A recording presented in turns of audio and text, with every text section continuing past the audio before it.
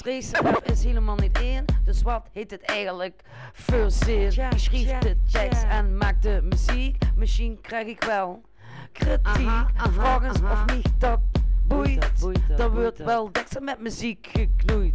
Of je vindt het get, of je vindt het niks. Logisch gevolg van deze mix.